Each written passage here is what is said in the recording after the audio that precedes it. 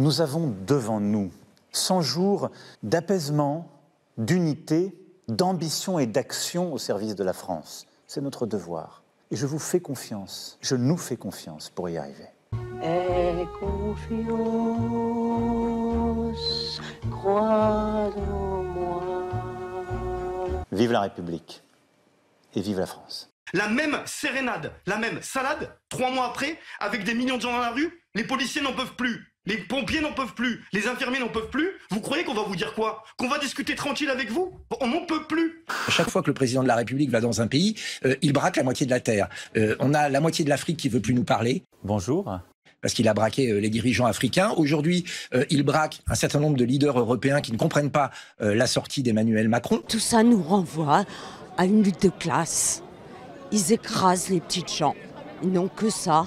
Ils ne voient pas, ils ne nous écoutent pas. Ils nous méprisent. Le Conseil constitutionnel a validé ce vendredi l'essentiel de la réforme des retraites. Bon, ça m'étonne pas, parce qu'en fait, le Conseil constitutionnel, c'est des politiques. Hein. C'est des gens qui n'ont aucun contact avec la rue, qui n'ont pas de contact avec les syndicats, c'est des gens qui vivent dans leur bulle. C'est pas du tout le cas. Je suis lucide. C'est le Conseil qui parle. Certains ministres ont délivré, lors de leurs interventions, des estimations erronées sur le montant des pensions.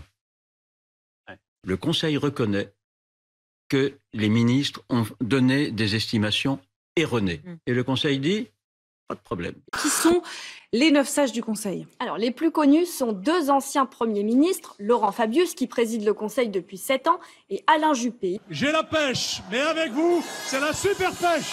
Il y a aussi 2 anciens ministres d'Emmanuel Macron, Jacques Mézard et Jacqueline Gouraud, et 5 hauts fonctionnaires. Ils ont tous été nommés par le président de la République, du Sénat ou de l'Assemblée, presque tous issus de la vie politique. Dans les semaines et les mois qui viennent, autour du président de la République, nous sommes déterminés à accélérer.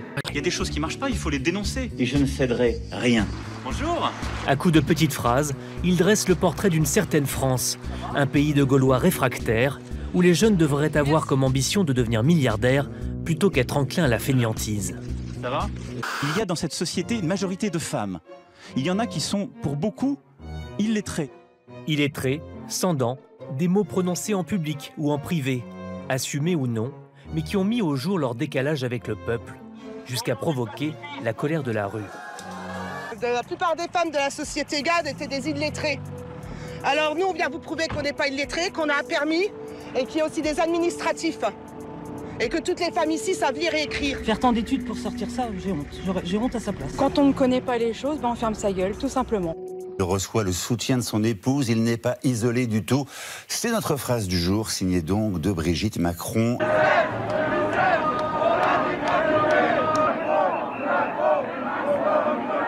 Vous avez dit vous-même ces dernières heures ce matin sur France 2 que de toute façon vous n'arriveriez pas à faire changer le président d'avis. Donc vous aussi vous allez devoir avancer, vous aussi vous allez devoir revenir à la table des négociations ou à la table des discussions des prochains sujets. D'abord je vous autorise pas à me dire ce que je vais devoir faire.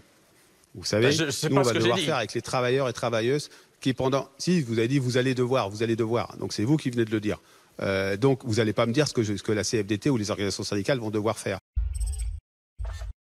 Notre pays n'est plus le même. Il vient de se passer quelque chose. Certes, Macron n'en tient pas compte et sa clique n'en tiennent pas compte. Mais ça existe. Et nous ne sommes plus les mêmes. Je pense qu'il y a eu une grande politisation dans notre pays.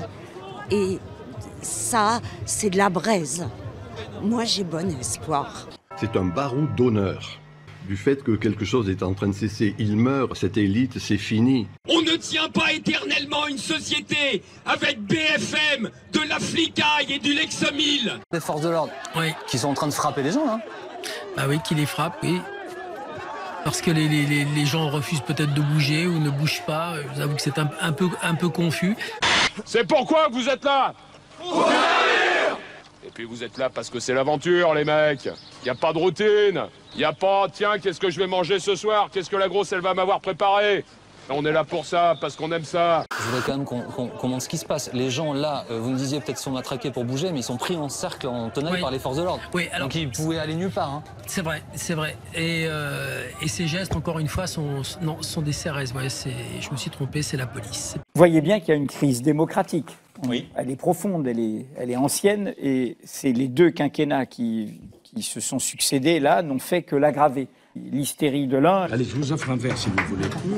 Et j'allais dire la dépression de l'autre. Eh bien, je n'ai qu'un seul mot à dire. Ça suffit. Et vous arrivez là. Je vis ça comme une mission. La conviction qu'il existe une transcendance, oui.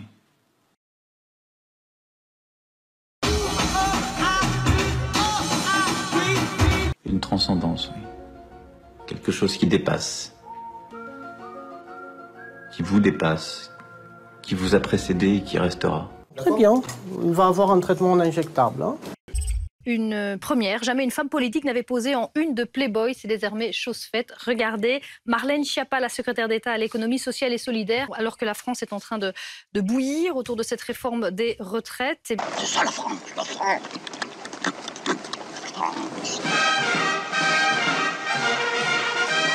Dès demain, Monsieur le maire devient officiellement Madame la maire.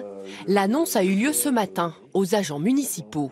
J'étais sur une intention très forte de démissionner, voire de déménager. Vous savez, on dit vivons heureux, vivons cachés. Tout compte fait, j'ai décidé de vivre heureux et pas caché. À 63 ans, Alain Zabot laisse place à Estelle Zabot. Depuis ce matin à Estevel, dans le Pas-de-Calais, Alain Zabot est devenu Estelle. Les 2000 habitants de la commune seront désormais administrés par Madame le maire, heureuse de l'accueil qui lui a été réservé et fière d'avoir franchi le pas. Changement de genre et d'identité assumé. On peut avoir une différence et avoir des fonctions publiques, politiques, qui peuvent être acceptées.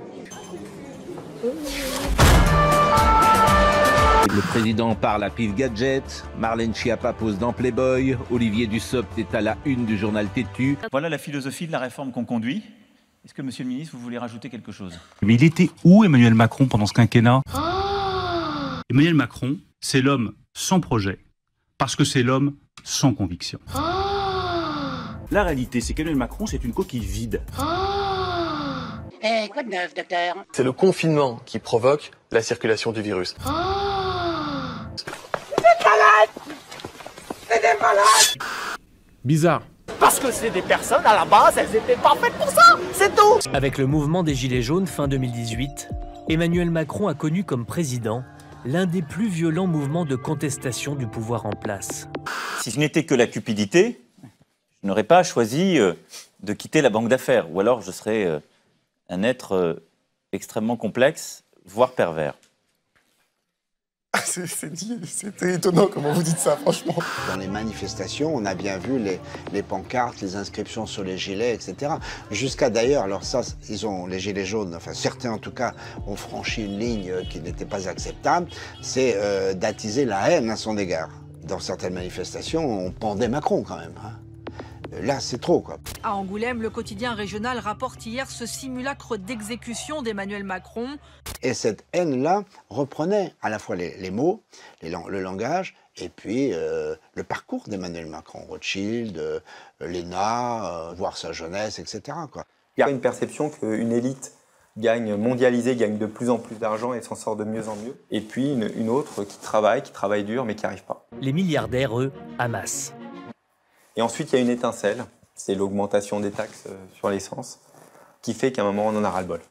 Je tenais à m'adresser à vous, mais à m'adresser à chacune et chacun d'entre vous pour vous souhaiter mes meilleurs vœux de bonheur, de santé, de réussite, pour vous-même et pour vos proches. Ça, c'est de la pipe. Ça, c'est de la pipe. Donc ça, c'est de la pipe. C'est de la pipe.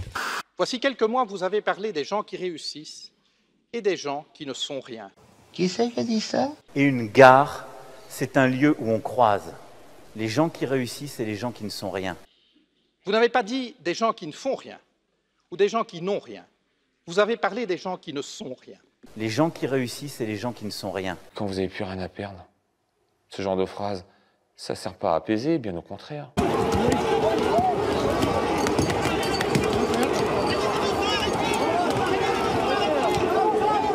Il y a un sentiment de mépris et une colère, une exaspération devant cette indifférence et ce mépris, encore une fois, en direction du monde du travail. Moi, quand je parle de ce truc-là, je le traite comme un mérite. C'est-à-dire un vaurien.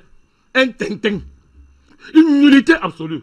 Pour moi, quand je parle de lui, ça dit, il n'existe pas le truc là. Il n'existe pas, M. Macron. Emmanuel Macron est-il seul contre tous, impopulaire en France et aussi maintenant à l'étranger? Là où il passe, il énerve tout le monde. Ça va? Je suis petite en train de faire en plus. Peine sortie de sa voiture, le chant d'un homme perturbe la visite d'Emmanuel Macron à Amsterdam. L'ambiance est bonne.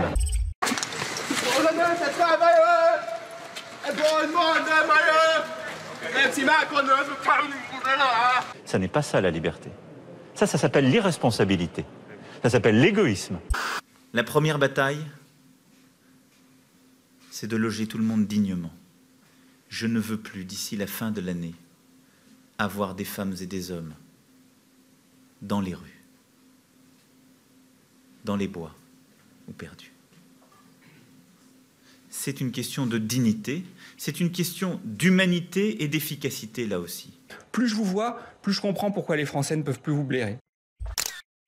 De quinquennat en quinquennat, la France tombe toujours plus bas. Bonjour. Notre système politique est à bout de souffle. Nous ne voulons pas de 49.3. Je veux dire très clairement que si le gouvernement venait à passer par le 49.3, à ce moment-là, il n'y aura plus de règles pour personne. On ne voit pas pourquoi il faudrait utiliser le 49.3. Comment? On vous a pas annoncé ma visite? Non. Ils ont rien dit? Non. Cette réunion, vous n'étiez pas présent? Non. Eh bien, c'est là qu'ils ont changé les plans. Ils ont changé les plans. Sur le fondement de l'article 49, alinéa 3 de la Constitution, j'engage la responsabilité de mon gouvernement. Il y a une colère rentrée dans la population française qui va exploser. Le miracle, c'est que la France tienne encore debout. Pourquoi? Grâce à vous. Qui c'est qui a dit ça? Alors ici, ils sabrent des emplois. Dans la fonction publique, vous allez sabrer des emplois. Chez les cheminots, vous allez sabrer des emplois. Quand est-ce que vous allez arrêter? Ils sont riches à milliards. Vous voulez quoi? Ils sont obèses de fric. Pas ça! Pas ça! Pas ça! On vient symboliquement et pacifiquement dénoncer et justement donner une idée au gouvernement, une bonne idée, voilà. Vous cherchez de l'argent pour financer les retraites, et ben prenez-les dans les poches des milliardaires, à commencer par Bernard Arnault. Pas ça! Pas ça! Supprimer l'ISF, c'est la réforme voulue par Emmanuel Macron. Je suis pour le rétablissement de l'ISF parce que c'est une question de justice sociale, de justice fiscale. Et déjà, dans le premier temps, il faut qu'ils rétablissent l'ISF. Que les riches payent leurs impôts. Pas ça! Résultat, le pays s'embrase et les symboles de la richesse sont désormais pris pour cible dans les manifestations. Car pour certains, cette réforme n'est qu'un cadeau fait aux riches. 2017, le nouveau président Emmanuel Macron relance le match. Il supprime l'ISF et crée à sa place l'IFI, l'impôt sur la fortune immobilière. On paye 4 000 et quelques euros d'IFI, alors qu'on payait plusieurs centaines de milliers d'euros d'ISF. On dit merci, merci Macron, oui. Merci patron! Merci patron!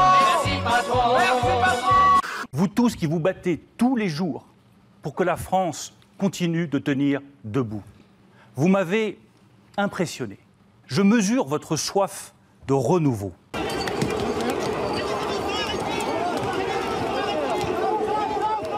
Mais si vous voulez que cela change vraiment, alors choisissez le renouveau. Et cela ne dépend que de vous. Le renouveau, c'est Bruno. Non mais Bruno, alors lui il a la tête comme un melon, c'est ce que j'ai tweeté hier. Donc c'est pas possible non plus.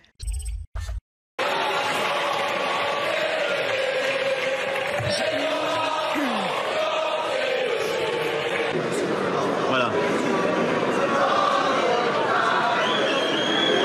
J'arrive. Merci, j'arrive. Oh, il a pas osé. Hello. I think we lost something. Where is French democracy? Where did we lose it? I can answer this question if you give me some time.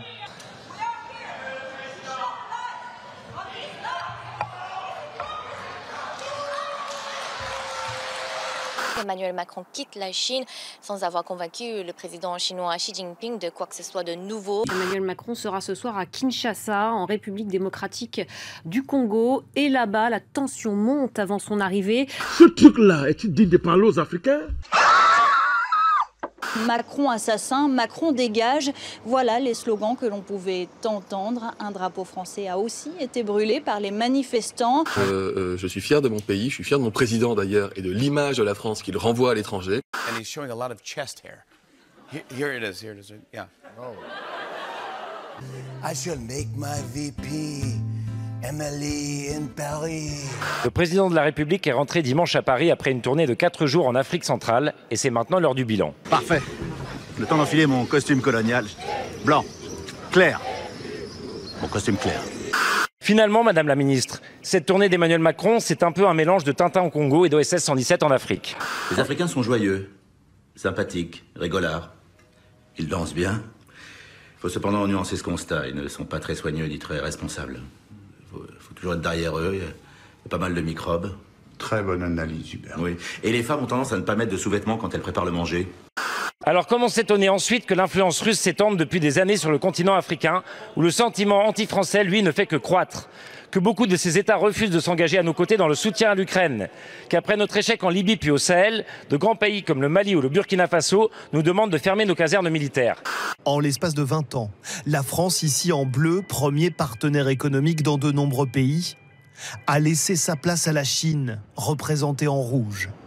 Dans le détail, le poids économique de la France en Afrique a été divisé par 2 en seulement 20 ans, alors que la Chine s'envole et que d'autres pays comme les États-Unis, l'Allemagne et l'Inde sont aujourd'hui au même niveau que nous. Ils sont plus efficaces, ils ont des normes encore plus basses que les nôtres, ils ne respectent pas les critères de l'OCDE, ils massacrent encore plus l'environnement. Donc franchement, l'économie de prédation qui a été appliquée il y a des décennies par les Européens, maintenant, il y a des gens bien meilleurs que nous. Le problème de la Libye a causé des conséquences graves pour le Mali, le Burkina, le Niger. Kadhafi était un mal nécessaire pour son peuple et Saddam Hussein était aussi un mal nécessaire pour son peuple. Le peuple vivait bien sous leur régime.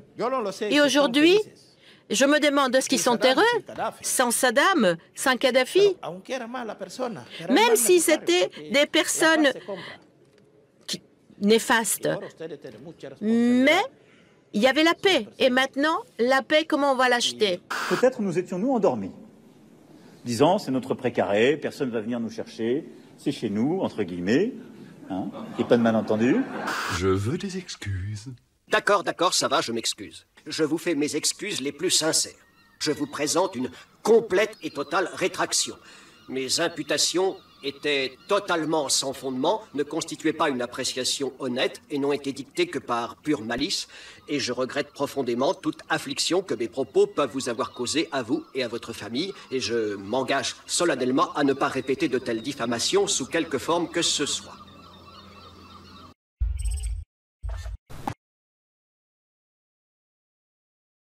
À juste titre, nous sommes tous et toutes attachés à la liberté. C'est ce qu'on veut. Aucune liberté n'existe sans devoir. Que vaut votre liberté si vous me dites « je ne veux pas me faire vacciner ».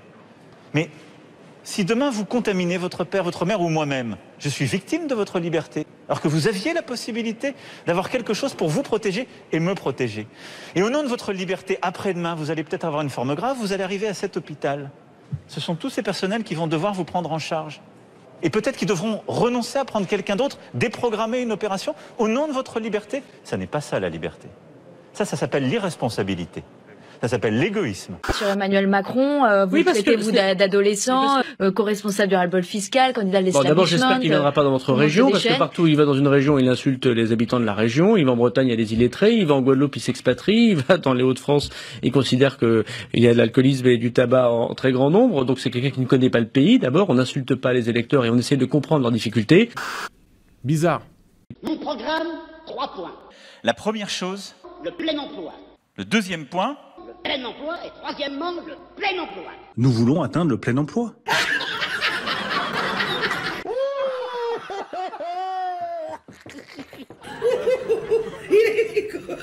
Là où historiquement des forces syndicales pouvaient proposer des compromis, on nous a dit aucune réforme.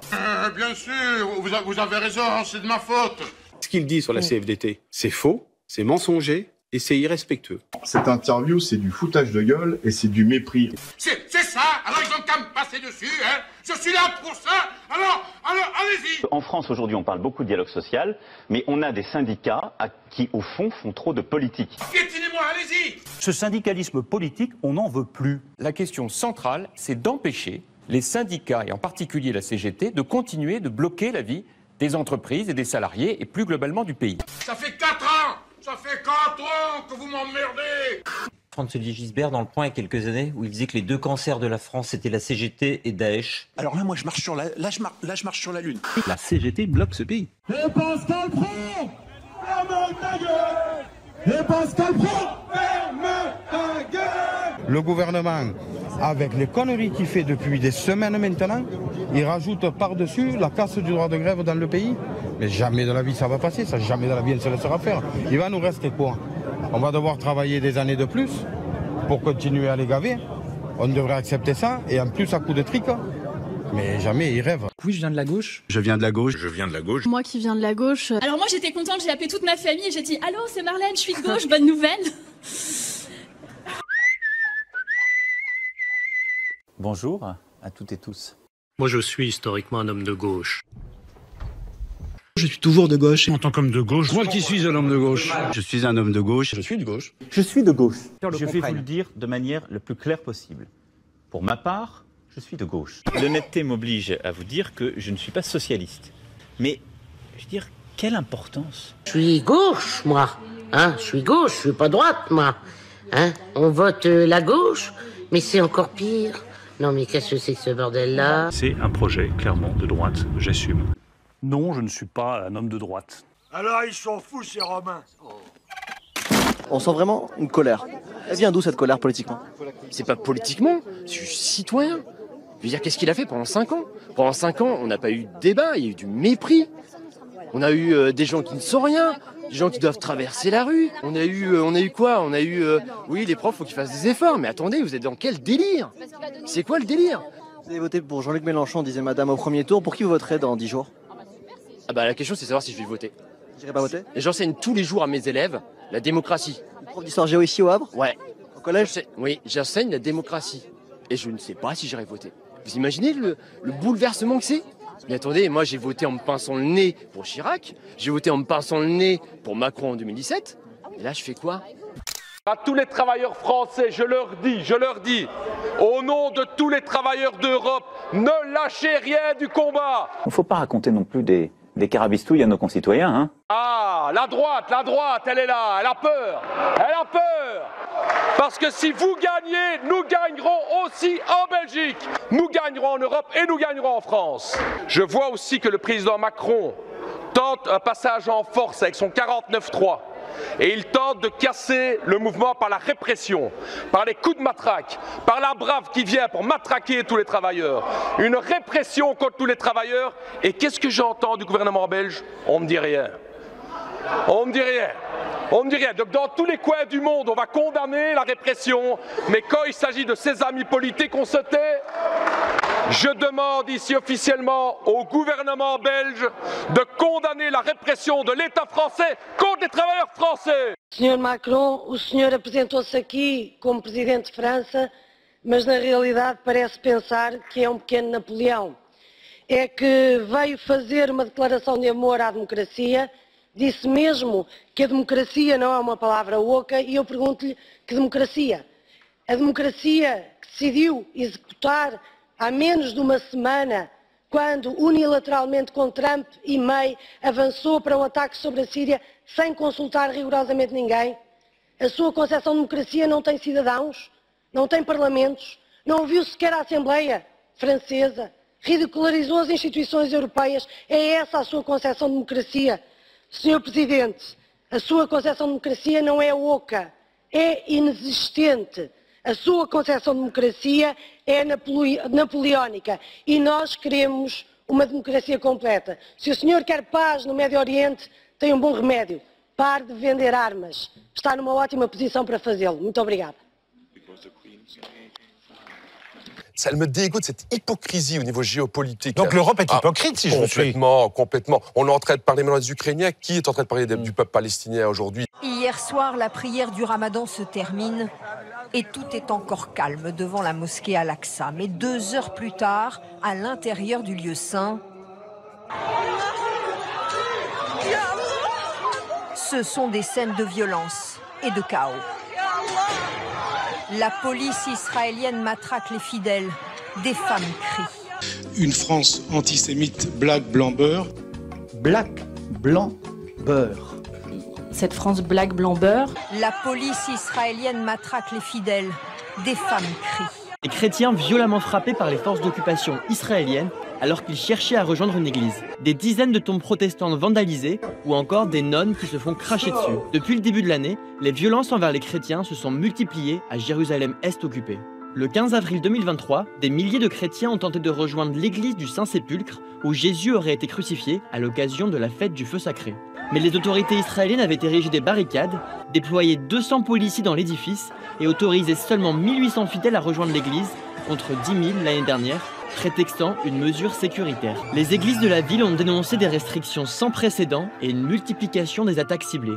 Ces derniers mois, plusieurs prêtres ont reçu des crachats, une statue de Jésus a été vandalisée et le cortège funéraire de la journaliste palestinienne Shirin Abu Akleh, qui était chrétienne, a été violemment attaqué par la police. Le gouvernement israélien, en coalition avec l'extrême droite religieuse, est accusé de multiplier les attaques contre les lieux saints musulmans et chrétiens. Depuis le début du Ramadan, la mosquée Al-Aqsa, l'un des principaux lieux saints de l'islam, a notamment été prise d'assaut à plusieurs reprises par les forces de l'ordre israéliennes.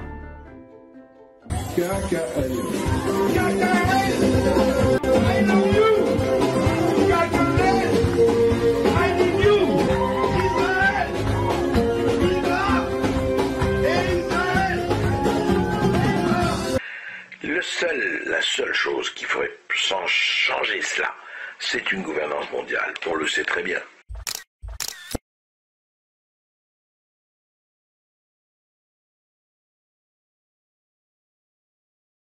Bah oui, Jamy, c'est écrit dans le Coran. Ah, c'est pas facile de mettre de la justice. C'est difficile de faire ce choix. C'est pas facile de s'y retrouver. C'est difficile de trouver l'équilibre. C'est pas facile de faire le consensus. Pourquoi il ne sait pas le faire? Parce qu'on s'aperçoit que vous êtes bien copain-copain avec les affairistes et tout ça. Enfin, on a vu avec l'affaire Cahuzac. Mais enfin, vous aussi, c'est pareil. Le milieu politique, le milieu financier, les affaires, tout ça, vous êtes tout le temps ensemble. Et après, le problème, le résultat des courses, effectivement, on a grosso modo la même politique et le même mépris social. Vous m'avez insulté 15 jours. Vous chantez, mais vous m'avez insulté. Personne n'a craqué. Personne n'a craqué. Et nous sommes là devant vous pour la réforme. C'est pas l'intelligence en politique qui permet d'apporter les vraies réponses. C'est d'abord le cœur. Parce que le cœur vous permet de comprendre les gens. Et que c'est en comprenant les gens que vous apportez les meilleures solutions. Tous ces Français qui ont compris que le système ne marchait plus et qu'il fallait en proposer un nouveau, un différent.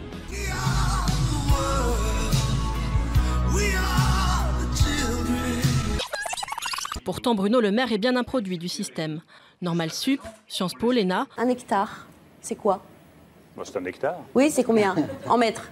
Bon, alors ça, j'ai jamais été doué en maths. C'est facile, c'est 10 ça 000 aide ça aide pas beaucoup. C'est 10 000 mètres. Ça fait 10 000 mètres, 100 mètres sur 100 mètres. Très bien. Mais concrètement, dans les études de l'ENA, on apprend des choses dont on se sert après au pouvoir ou pas? Sincèrement? Non, sincèrement, non. Et le maire Le Battleur a aussi radicalisé son discours. Il fustige l'assistanat, veut privatiser Pôle emploi, refuse l'État stratège et accuse les aides sociales de démotiver ceux qui les financent. Ses soutiens le qualifient de révolutionnaire de droite.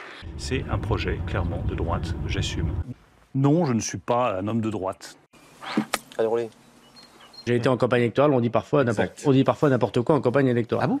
Mais je constate, mais oui, c'est la campagne malheureusement électorale. Il est menteur, comme un arracheur de dents. Le public de Liverpool n'a pas épargné le gouvernement français. Regardez cette banderole déployée en tribune avec Gérald Darmanin et Amélie Oudéa-Castéra représentées avec des nez allongés façon Pinocchio et un simple mot, menteur. Non, les gendarmes n'ont pas lancé de LBD en quad. Vous savez, ces quads qu'on voit arriver, ils étaient utilisés pour lancer des grenades en effet lacrymogènes pour repousser les personnes. Non, les gendarmes n'ont pas lancé de LBD en quad. La loyauté est un principe. J'ai été loyal toujours dans ma vie politique. Je crois que Manuel Valls a fumé la moquette. les Français vivent de plus en plus mal. Je n'ai jamais vu mon pays aussi fracturé qu'aujourd'hui. Depuis des années, le politique, y compris parfois Emmanuel Macron, bonjour, a pris soin, pour des raisons souvent tactiques, de posture politique, de dresser les uns contre les autres. Là, il y avait les fêtes de l'Aïd, il y avait beaucoup de gens qui achetaient de l'huile à frire pour le mouton, donc ça c'est fini. Je ne suis pas raciste. Pour les agriculteurs notamment, il y en a un qui se pend par jour ouvrable en France. Ils sont pillés dans leurs champs, leurs engins, l'essence. On rentre dans le Ramadan, ça va être les moutons qui vont être enlevés. Et donc on leur enlève pas de force quand même. Non, mais si, bien sûr que si. Il y a des vols, des vols de moutons. Oui, les Français. Au lieu de parler de ça, en fait, il y a des vols partout de moutons. Bon bref. Des bougnoules. Des bougnoules. Bon, Gérard, tu m'attends, je te vois après. Je ne suis pas raciste. Je crois à l'inégalité des races, oui, bien sûr. Mais revenons maintenant à notre suspect. Emmanuel Macron ci ha definiti vomitevoli, cinici, irresponsabili. E qui la stampa italiana a dire, hai visto che ha detto Macron, che siamo irresponsabili. Vergogna. Irresponsabili Emmanuel Macron sono quelli che hanno bombardato la Libia perché gli dava fastidio che l'Italia avesse un rapporto privilegiato in campo energetico con Gheddafi, esponendoci al caos migrazione nel quale ci troviamo. Cinici Emmanuel Macron sono i francesi che mandano la gendarmerie a rispedire indietro qualunque immigrato tenti di passare il confine a Ventimiglia. Ma soprattutto, perché le cose vanno raccontate come si deve, vomitevole è chi, come la Francia, continua a sfruttare l'Africa stampando moneta per 14 nazioni africane sulle quali applica il signoraggio, facendo lavorare bambini nelle miniere, estraendo materie prime come accade in Niger, dove la Francia estrae il 30% dell'uranio che gli serve a far camminare le centrali nucleari e il 90% dei nigerini vive senza elettricità. Non ci venire a fare lezioni, Macron, perché l'Africa scappa da voi e la soluzione non è spostare gli africani in Europa, è liberare l'Africa da certi europei. Non accettiamo lezioni. Chiaro? Bonjour à toutes et tous. Liberté, égalité, fraternité. Où est la liberté? Lorsque vos citoyens peuvent être surveillés, assignés à résidence et perquisitionnés sur de simples soupçons de la justice. Où est la liberté lorsque des policiers armés débarquent au petit matin pour arrêter un groupe de jeunes dont le seul tort serait d'avoir occupé pacifiquement un chantier? Ma fille en était. Elle fut emmenée devant son fils de 2 ans, loin de chez elle pour subir pendant toute une journée un interrogatoire. Dans votre France, l'état de droit garant de nos libertés s'éloigne jour après jour. Ce qui alimente la colère ou le rejet de nos concitoyens, c'est la certitude que le pouvoir est aux mains de dirigeants qui ne leur ressemblent plus, ne les comprennent plus, ne s'occupent plus d'eux. Tout notre malheur vient de là. La police en France a eu un regard bienveillant après les années 2015, le début des attentats à Paris en janvier 2015 avec Charlie Hebdo et tous les attentats. Quelques années plus tard, la police représente l'ennemi pour nombre de Français. Comment a-t-on pu en arriver là? Bonjour. On est effectivement beaucoup dans la répression et dans l'escalade. En tout cas, pas du tout dans une recherche de désescalade des tensions. Nous sommes en guerre. Nous sommes en guerre. C'est un moment dur pour tout le monde, Rambo. Les pompiers manifestent à Paris contre la réforme des retraites. Cela aboutit à une situation inédite. Des forces de sécurité civile qui d'ordinaire travaillent ensemble s'affrontent. Là, il y a un besoin urgent de faire le point. Cette situation va-t-elle perdurer longtemps? Y a-t-il image plus tragique que celle de policiers qui tabassent des pompiers? La police, historiquement, en France, c'est la police du roi. Et on est en République et en démocratie. Et ça ne devrait plus être la police du roi. Ça devrait être la police du peuple, voilà, au service du peuple. 6 mois que vous tournez autour du pot et que découvre-t-on?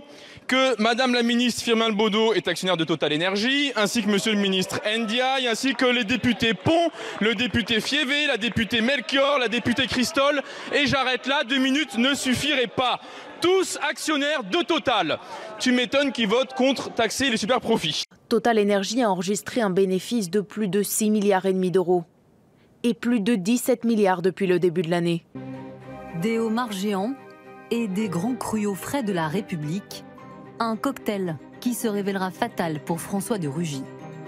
En juillet dernier, le site d'information Mediapart publie ses photos de dîner fastueux tenus par le ministre et sa femme pour des amis lorsqu'il était président de l'Assemblée nationale.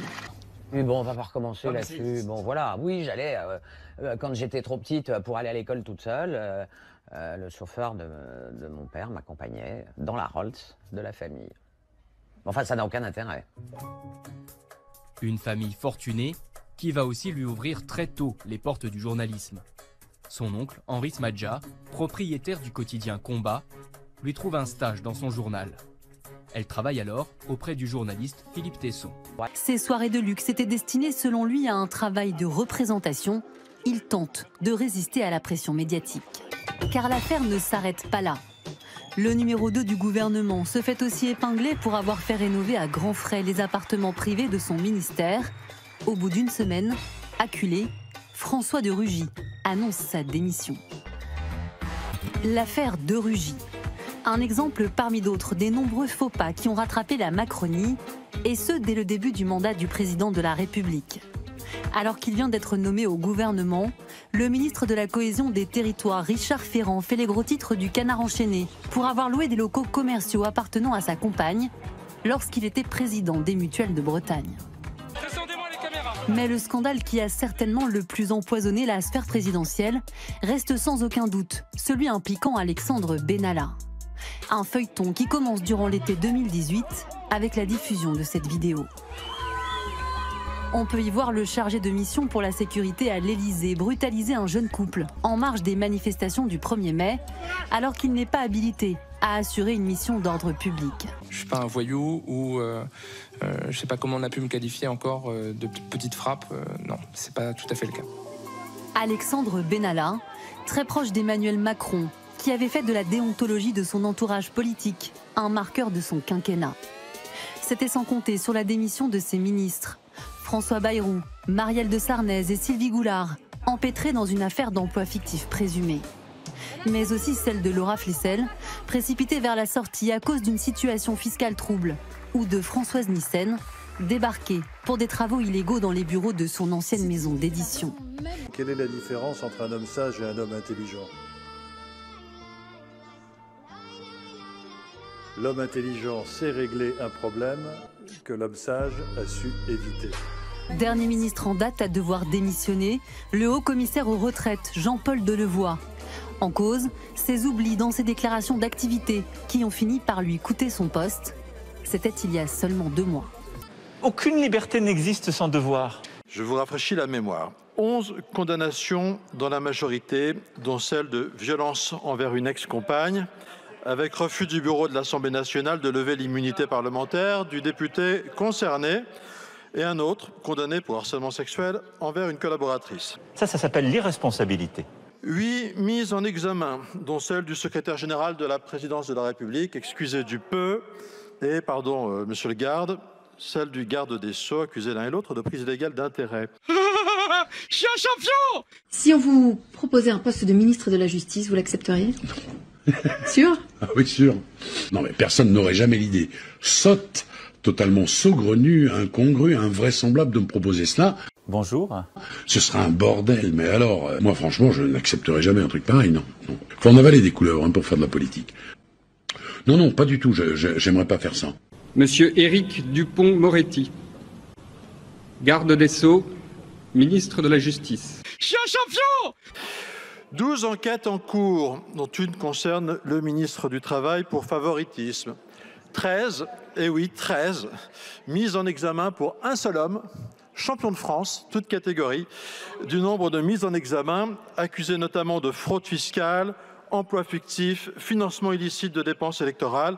Cet homme qui n'est autre que le conseiller politique du président de la République. Mais qu'est donc devenu ce candidat à l'élection présidentielle qui, en 2017, déclarait qu'un ministre devrait quitter le gouvernement s'il était mis en examen? Le président Macron, au contraire, aura, contrairement à tous ses prédécesseurs, renoncé à cette exigence éthique, alors même qu'un des premiers signataires de ce texte est accusé au terme de 2 plaintes de viol sous soumission chimique et de tentative de viol. Beau bilan. Là, je vais devenir un peu politique, de saluer votre courage d'avoir accepté ce poste de ministre de l'Éducation.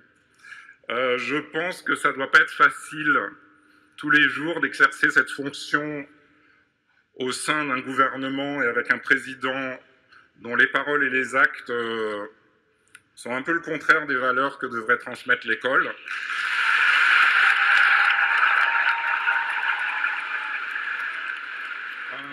Un gouvernement et un président qui préfèrent imposer plutôt que dialoguer, qui préfèrent donner des leçons,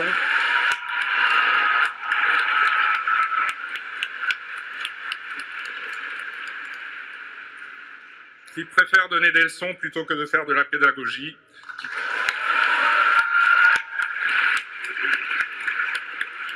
qui préfèrent parfois le mépris au respect et à l'écoute, qui préfèrent cliver et diviser plutôt qu'unir,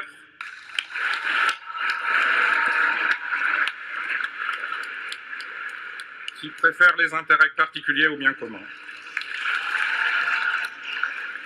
et dont le seul critère de réussite semble être de faire partie des premiers de cordée.